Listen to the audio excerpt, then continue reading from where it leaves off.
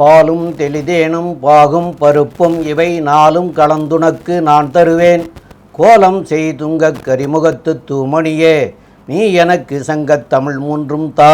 சக்தி ஜோதிட குழுவின் சார்பாக அநேக நமஸ்காரங்கள்.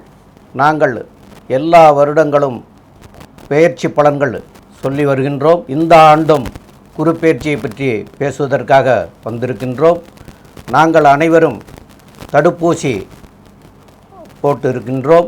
தாங்கள் போடாதவர்கள் எல்லோரும் தடுப்பூசி போட்டுக்கொள்ளுமாறு கேட்டுக்கொள்கிறோம். இப்பொழுது டாக்டர் ஹரிஹர சர்மா அவர்களும் தென் சிறுவலூர் சம்பத்தையங்கார் அவர்களும்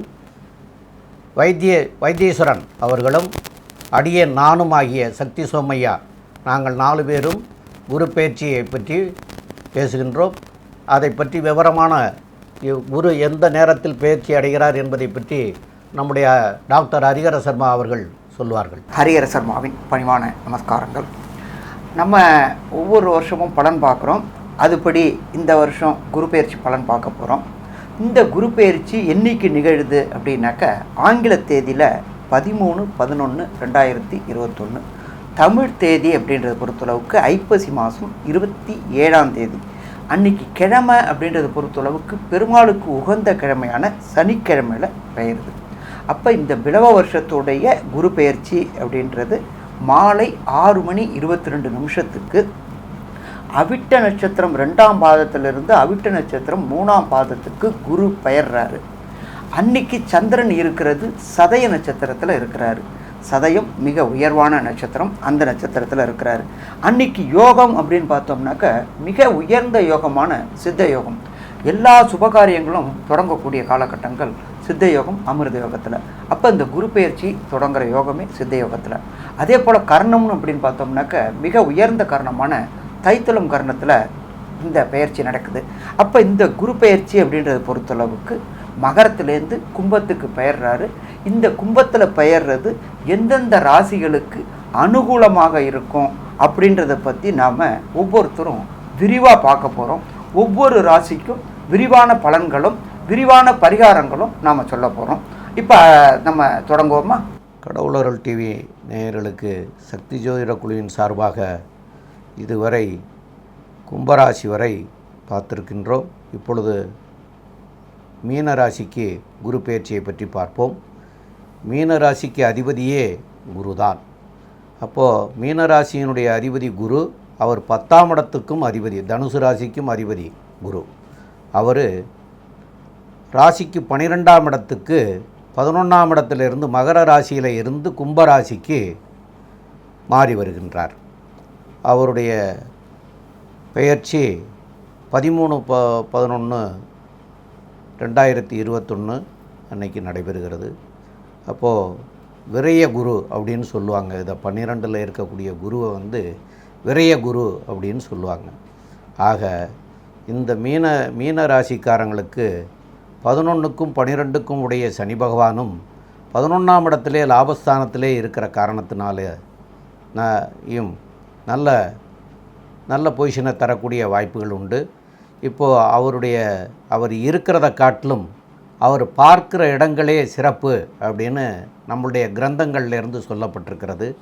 அப்படி பார்க்குற போது அவருடைய பார்வை அவருடைய மீன ராசிக்கு 4ஆம் இடமாகிய மிதுனத்தையும் 6ஆம் இடமாகிய சிம்மத்தையும் 8ஆம் இடமாகிய துலாத்தையும் பார்க்கின்றார். அப்போ இது பார்க்கின்ற காரணத்தினால் என்னென்ன நிகழ்வுகள் வரும் என்பதை நம்முடைய ஹரிஹர சர்மா அவர்கள்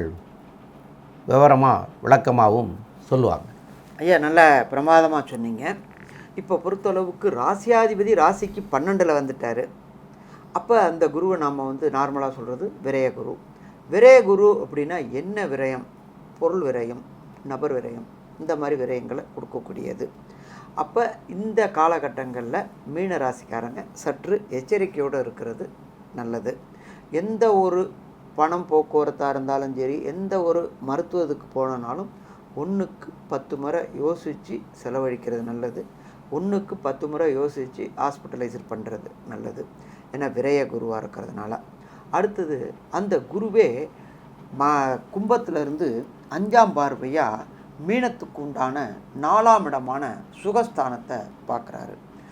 அந்த சுகஸ்தானத்தை பார்க்கும்பொழுது சுகங்கள் கிடைக்கும் ஒன்று. அடுத்தது நம்மளோட ஜோதிட சாஸ்திரத்துப்படி அந்த 4ஆம் இடம் அப்படின்றது மாத்ருஸ்தானத்தையும் குறிக்கும். அப்போ மாத்ரு அப்படின்றது அம்மா.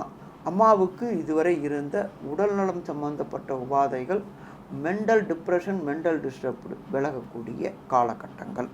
அதே போல் நம்ம 4ஆம் இடம் அப்படின்றது லோயர் எஜுகேஷன் சொல்லுவோம். லோயர் எஜுகேஷன் அப்படின்னாக்க கிட்டத்தட்ட இந்த காலகட்டங்களில் +2 வரலுமே நம்ம லோயர் எஜுகேஷன்னு கொண்டு வந்துட்டோம்.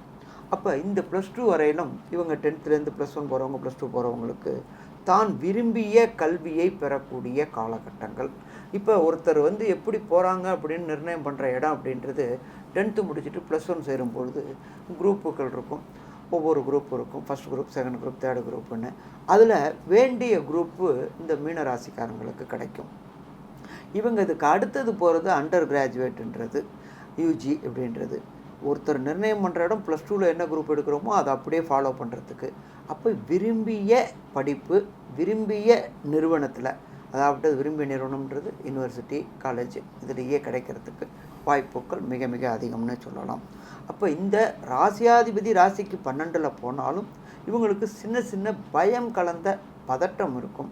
ஆனால் இந்த பதட்டங்கள் ஒரு முடிவெடுக்க காலதாமதமாகுமே தவிர எடுத்த முடிவை விட்டு பின்வாங்க மாட்டாங்க. இவங்க மீனராசிக்காரங்களுக்கு எப்பொழுதுமே நான் எனக்கு அப்படின்ற தற்பெருமை உண்டு. அந்த தற்பெருமைகள் ஜெயிக்கக்கூடிய காலகட்டங்களும் இந்த காலகட்டங்கள். இந்த இது குருவானவர், மாறின குருவானவர் 7ஆம் பார்வையாக ராசிக்கு 6ஆம் இடமான சிம்மத்தை பார்க்குறாரு. இந்த 6ஆம் இடத்தை குரு பார்க்கறதுனால என்னென்ன நன்மைகள் தருவார், என்னென்ன தீமைகள் தருவார் அப்படின்றத நம்ம சம்பத் ஐயங்கார் அவங்க விளக்குவாங்க. அற்புதமாக சொன்னீங்க ஐயா.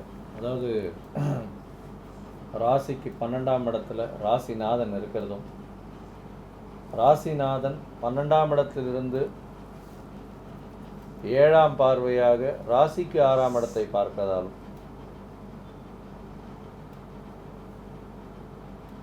என்ன பலன்கள் வரும் அப்படின்னு பார்த்தா, 6ஆம் இடம் அப்படின்றது ஒரு ஜாதகனுக்கு, ஒரு ராசிக்கு உண்டானவனுக்கு அவனுடைய ருணம், ரோகம், சத்ரு இந்த மாதிரியான விஷயங்களை குறிப்பதாக இருக்கும். இதில் குரு பார்வை வருது அப்படின்னா இந்த மீன ராசிக்காரர்களுக்கு இந்த குரு பெயர்ச்சியினால் அவர்களுக்கு உண்டான கடன் கம்மியாகக்கூடிய வாய்ப்பும், உடல்நல கேடுகள் கம்மியாகக்கூடிய வாய்ப்பும் நிச்சயமாக இருக்கும். சத்ருக்கள், பகைவர்கள் இல்லாமல் இருக்கக்கூடிய நேரமாகவும் இந்த காலகட்டங்கள் கருதப்படும். வேலை கிடைக்கக்கூடிய வாய்ப்புகள் மிகவும் அதிகம். 12ஆம் இடத்தில் குரு இருப்பதனாலும் அவர் 6ஆம் இடத்தை பார்ப்பதனாலும் வெளிநாடு சம்பந்தப்பட்ட, வெளிநாடு தொடர்புடைய, வெளி மாநிலங்கள் தொடர்புடைய, வெளிநாட்டு முதலாளிகளுக்காக இங்கிருந்து வெளிநாடு போய் வேலை செய்யக்கூடிய நிலைமை அமையக்கூடிய வாய்ப்புகள் உண்டு. உள்நாட்டிலேயே ஸ்திரமான வேலை கிடைக்கக்கூடிய வாய்ப்புகளும் மிகவும் அதிகம் இந்த காலகட்டங்களில். ஏன்னா 12ஆம் இடத்துல ராசிநாதன் 12ஆம் இடத்துல போய் இருக்கிறது 6ஆம் இடத்தை பார்க்கறதுனால கண்டிப்பாக ஒரு இடத்தில் வேலை செஞ்சு அதன் மூலியமாக பணம் சம்பாதிக்கக்கூடிய வாய்ப்புகள் மிகவும் அதிகம். 12ஆம் இடம் தொடர்பு இருப்பதனால் வெளிநாட்டுக்காரர்கள் மூலமாக உங்களுக்கு இந்த வேலை தளம் அமையக்கூடிய வாய்ப்புகள் மிகவும் அதிகமாக இருக்குது. இதை தவிர பார்த்தீங்களேயானால் இந்த குரு 12ஆம் இடத்தில் இருந்து 8ஆம் இடத்தையும் பார்க்குறார். அதாவது 12ஆம் இடத்திலிருந்து 9ஆம் இடத்தை பார்க்கறது மீன ராசிக்கு 8ஆம் இடம், அதாவது துலாம் பார்க்கறதுனால என்னென்ன பலன்கள் கிடைக்கும் அப்படின்னு ஐயா வைத்தீஸ்வரன் ஐயா கொஞ்சம் சொல்லுங்கள். ஐயா வணக்கம்.